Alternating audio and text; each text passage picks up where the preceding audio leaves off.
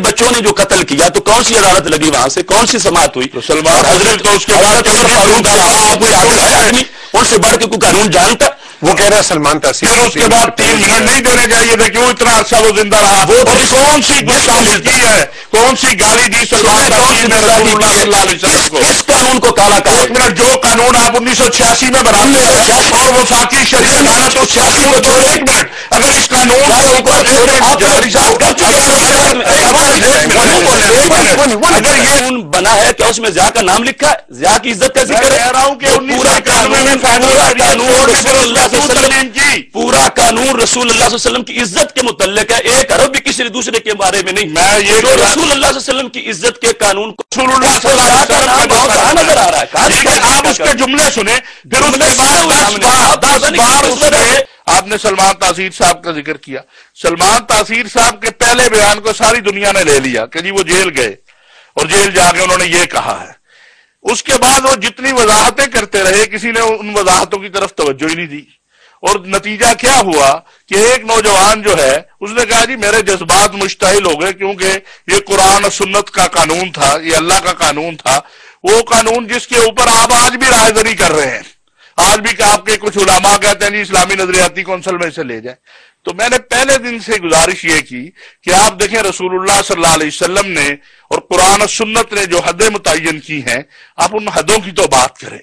آپ 1986 میں یہ قانون بنا تو 1991 میں وفاقی شرعی عدالت نے پھر اس میں ترمیم کیوں کی؟ یہ تو اللہ اور اگر اللہ کے رسول کا قانون ہے تو پھر انسان کو کیا اختیار ہے؟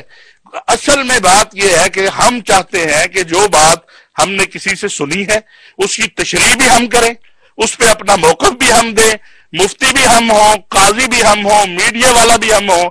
یہ میں سمجھتا ہوں یہ رویہ ہمارا درست نہیں ہے۔ یہ مجھے بتائیے پھر یہ قادری ہیں جنہوں نے قتل کیا ہے سلمان تاثیر کا، آپ کیا فیل کرتے ہیں کہ ہمیں کیا میسج دینا چاہیے کہ ایک کولڈ بلڈڈ مرڈر ہو رہا ہے، کیا اس کو ہم اپریشیٹ کریں یا کنڈیم کریں؟ جہاں تک ممتاز قادری صاحب کا اور قانون تحفظ ناموس رسالت کا تعلق ہے تو اس میں ہمارے ملک کی یہ خوش قسمتی ہے کہ ہمارے آئین میں قرآن و سنت کی روح شامل ہے، اور 295 اگرچہ ہمارے آئین کا حصہ ہونے کے لحاظ سے ہم اس کو پاکستان کے قانون کا حصہ سمجھتے ہیں، مگر یہ محض پاکستانی نہیں بلکہ قرآنی اور ایمانی قانون ہے۔ لوگوں کی غلط فہمی ہے کہ یہ کوئی ضیائی قانون ہے، یہ ضیائی نہیں بلکہ خدائی اور مصطفائی قانون ہے۔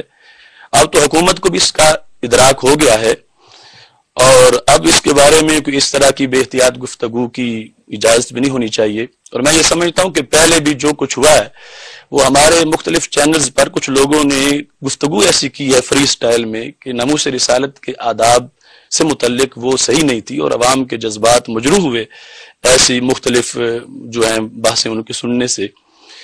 یہ بات طے شدہ ہے کہ عشق رسول صلی اللہ علیہ وسلم مومن کی میراث ہے، اور مومن اس کو اپنی سب سے بڑی پونجی سمجھتا ہے، لیکن جس وقت اس کے سامنے توہین رسالت کا کوئی جرم ہو جاتا ہے یا کسی کے بارے میں مصدقہ طریقے سے اطلاع ملتی ہے تو اس کے جذبات کا مچلنا یہ ایک طبیعی امر ہے۔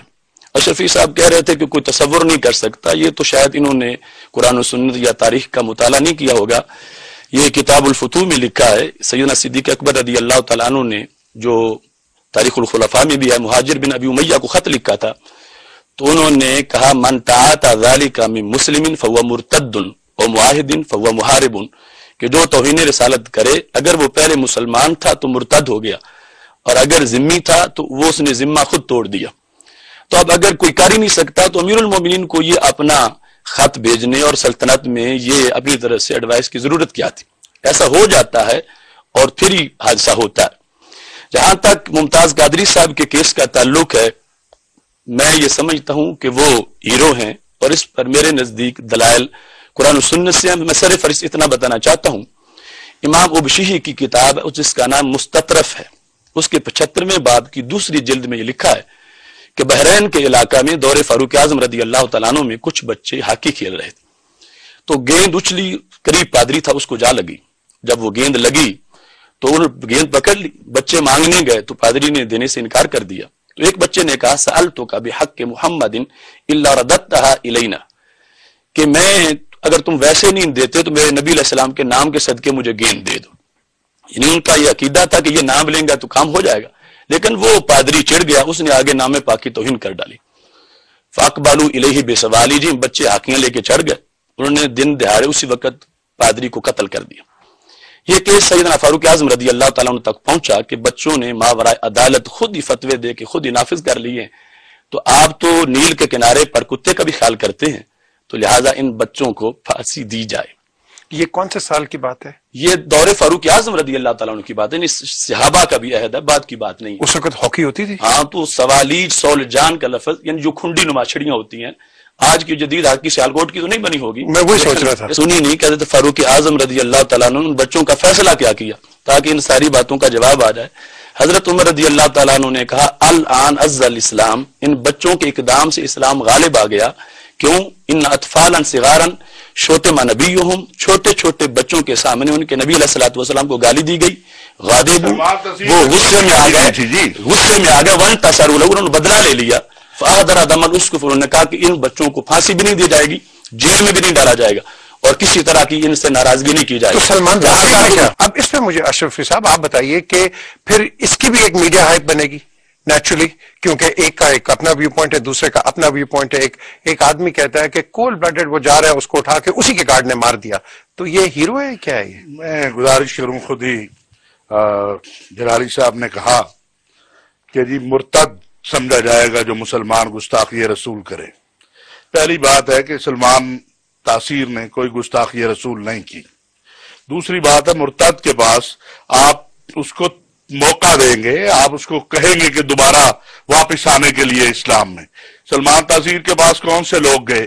اور پھر پی جے میر صاحب عام ریکارڈ ہے، مولانا فضل الرحمان، مولانا ابوالخیر زبیر، یہ سارے حضرات کہ سب نے پہلے دن کہا کہ جی کسی بڑے عالم نے یا مستند عالم نے، اب میں گلی محلے کے مفتی کی بات نہیں کر سکتا ہوں، میں اس کو مفتی کی تو ہے ہی نہیں، یہاں مفتی کتنے ہیں وہ ڈھونڈنے پڑیں گے، کہ انہوں نے سلمان تاثیر کے قتل کا فتویٰ نہیں دیا. میرے نزدیک جو کسی انسان کو قتل کرتا ہے وہ قاتل ہے، میں اسے ہیرو نہیں قرار دے سکتا، اس لیے کہ اس نے ایک انسان کو قتل کیا ہے. انہوں نے اشرفی صاحب نے مرتد کا ذکر کیا تو فتاوی کردری، فتاوی حسب المفتین، غایت الحباشی، میرے پاس 10 ماخذ ہیں کہ مرتد کی 2 قسمیں ہیں. ایک مرتد وہ ہے جو سمپل مرتد ہے، توہین کے بغیر ہوا.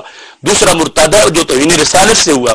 جو اس توہین کے بغیر ہوگا اس کو 3 دن دیے جائیں گے، اور جو توہین کر کے ہوئے اس کو 3 منٹ بھی نہیں دیے جائیں گے.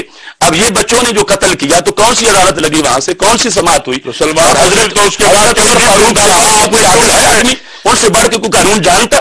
وہ کہہ رہا ہے سلمان تاثیر پھر اس کے بعد 3 منٹ نہیں دینے چاہیے تھے، کیوں اتنا عرصہ وہ زندہ رہا؟ وہ کون سی گستاخی کی ہے، کون سی گالی دی سلمان تاثیر نے رسول اللہ صلی اللہ علیہ وسلم کو؟ اس قانون کو کالا کہا. ایک منٹ، جو قانون آپ 1986 میں بناتے ہیں اور وفاقی شریعت عدالت 86 کو چھوڑے، ایک منٹ، اگر اس قانون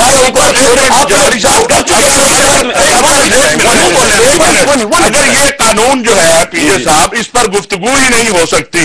میرا ایک سوال ہے کہ ہیومن رائٹس کمیشن کہتا ہے 4000 کیس ہوئے، آپ کی گورنمنٹ کہتی ہے 1000 کیس ہوئے، ہم 1000 کو مان لیتے ہیں. 1000 کیس میں کسی ایک شخص کو سزا نہیں ہوئی. میرا سوال یہ ہے کہ جس شخص نے وہ ایف آئی آر لکھواتا ہے جو شخص، اور اس پر جو گواہ آتے ہیں، وہ ایف آئی آر آپ پڑھ نہیں سکتے، آپ کوئی روح کرنے کھڑے ہو جائیں گے، آپ پریشان ہو جائیں گے کہ یہ کیا لکھا ہوا ہے. آج تک اس ملک کے اندر کسی دینی جماعت نے، کسی مذہبی شخصیت نے تحریک نہیں چلائی کہ جی یہ ایف آئی آر کروانے والے کے ایک کو بھی سزا دے دیں.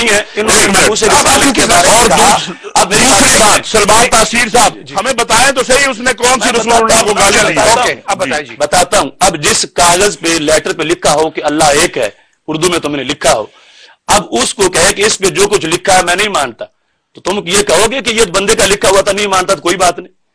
قانون بنا ہے کیا اس میں ضیاء کا نام لکھا ہے؟ ضیاء کی عزت کا ذکر ہے. پورا قانون رسول اللہ صلی اللہ علیہ وسلم کی عزت کے متعلق ہے، ایک حرف بھی کسی دوسرے کے بارے میں نہیں. میں یہ جو رسول اللہ صلی اللہ علیہ وسلم کی عزت کے قانون کو رسول اللہ صلی اللہ علیہ وسلم کہاں نظر آ رہا ہے؟ آپ اس کے جملے سنیں، پھر اس کے بعد 10 بار اس نے آپ اس کی اتنی کر رہے ہیں. دیکھیں اب ایک عورت جس نے اقرار کیا کہ میں نے توہین کی ہے، اس کو چھڑانے کا عزم کر لیا. وہ غلط تھا اس کا، میں بالکل غلط تھا. مجھے ہم نے تو کبھی نہیں کہا کہ اس نے یہ بات ٹھیک ہے. اس نے اقرار کیا. جو گستاخ کو جا تحفظ ہے اس کو گستاخ نہیں ہے. بطور گورنر اس کی ذمہ داری یہ تھی کہ امین ندری کو محمد بن مسلمہ نے اس لیے مانا تھا کہ کعب بن اشرف کی حمایت کی. میرے گزارش فار ایگزامپل اب دیکھیں یہ جو ہم ڈسکشن کر رہے ہیں، اب ان کا ایک ویو پوائنٹ ہے. اب اگر ان کا ویو پوائنٹ ہے تو کل ان کو بھی پھڑکا دیں گے آپ. نہیں، ویو پوائنٹ اس لیے تو ہم کہتے ہیں کہ بات سوچ سمجھ کے کرنی چاہیے. اور اس کے اب ہم بات جو چلا رہے ہیں وہ اس میں بول کے پھر اس کو یعنی خرچے مبت کرتے ہیں. جو بات چل رہی تھی اسی پر بات یہ کہ جس وقت اس ملک میں سرکاری سطح پر توہین رسالت کی گئی تو قانون اب عمل میں آتا اور فوراً روکا جاتا. کتنی بڑی جسارت ہوئی اور قانون نہ ہونے کی وجہ سے یہ سب. جس آدمی نے ایکسیکیوشن کا فریضہ سر انجام دیا اس نے جا کے کیوں تھانے میں رپورٹ نہیں کروائی اس کے خلاف کہ میں اس کے خلاف رپورٹ کرانا چاہتا ہوں. تھانے میں مقدمہ درج کرانے کے لیے عالمی تنظیم اہل سنت بہت سے لوگ گئے، انہوں نے جا کے تھانے میں ریکارڈ پہ کہ وہ گئے اور نہیں ہوا کہ تھانے میں وہ گئے. اب یہ تو ہے نا کہ قانون کو ایک سرد خانے میں رکھا گیا اور جو جتنا پاورفل ہے جو مرضی کرتا پھرے اور پھر قانون اپنے ہاتھ میں لے لیں. نہیں، قانون تو ہے ہی ناموس رسالت کا قانون باقی قانونوں سے بالکل جدا ہے. جلالی صاحب نے بڑا کلیئرلی کہا ہے کہ نیچرلی یہ جو ایک مرڈر ہے یہ ایک ہیرو کا کام ہے. اب اس پہ ایک نئی ڈیبیٹ ہے